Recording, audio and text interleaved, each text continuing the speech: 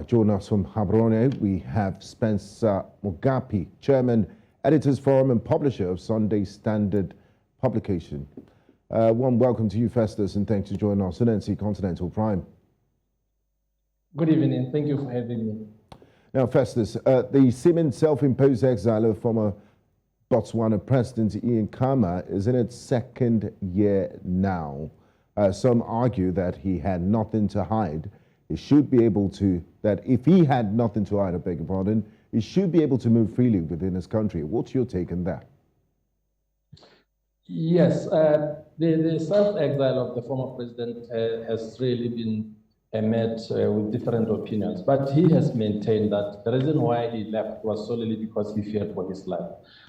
He says he has provided evidence, including to the United Nations, of at least 3 attempts on his life by Botswana government. Botswana government has of course denied that, but he maintains that he will only come back if he's certain that his life is not in danger. The latest, of course, is that the Botswana government has now had a warrant of apprehension against him. Today, his lawyers arrived in court, of course, armed with the sole mandate from him that those warrants should be quashed and they should not see the light of the day. But the judge has since said that the case will proceed proper on the 11th of this month, which is next week. So we are yet to see whether the warrant by the state will stay or the judges will say it falls off. But important thing to note, I think, is that the relations between Botswana government, the current president, Mogapi, and his predecessor have now reached a new low with this latest warrant.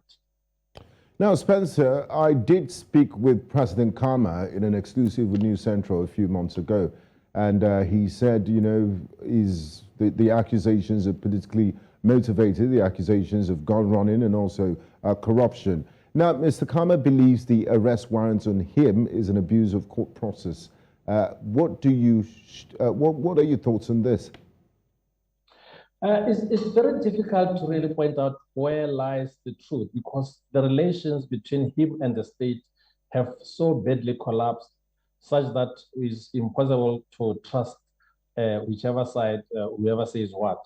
The latest, of course, the state is saying they found arms of war, ammunition at his official residence. He maintains that he got those during his time as president, properly declared those, and they were duly registered. Also charged with President Khama, we must not forget, is a former police commissioner, a national commissioner, also his former intelligence chief. Those are very big, high-ranking security officials, and the public really has been shocked by what they see. Of course, those who are sympathetic to Khama, because we must point out that he's a big political influence here. He's a senior member of the royal family in one of the biggest tribes in the country. And his father was the founding president. So you can imagine the kind of influence he still has, even he's outside the country and has long left the office. We are yet to be really convinced as the public, largely, whether Botswana government really has a case, but they maintain that they will follow this through and ultimately get Khama here, whether he comes on his own or not. I mean, talking about getting former President Khama to face justice, he's currently in exile in the Republic of South Africa. Does South Africa and Botswana have an extradition treaty? And do you think the government of President Cyril Ramaphosa, who has been playing host to Dr. Ian Khama, would actually see to that request in case there's an extradition move on him? Yes. The two countries, they do have an extradition treaty, but the process really relies heavily on the politics of the day. As of now, it is very, very unlikely to see President Ramaphosa abiding by the request of Botswana government to deliver President Khama. Why? Because President Khama in South Africa basically stays in the same house as a member of the Ramaphosa family, and her name is Bridget, who is the sister-in-law to President Ramaphosa. So you can see that President Khama is, at least by the view of people here, well protected there, who are politically connected to the highest levels. So not many people really expect Ramaphosa to deliver President Khama to Botswana. But also you must understand that behind the scenes, relations between Botswana government and South Africa are not the best.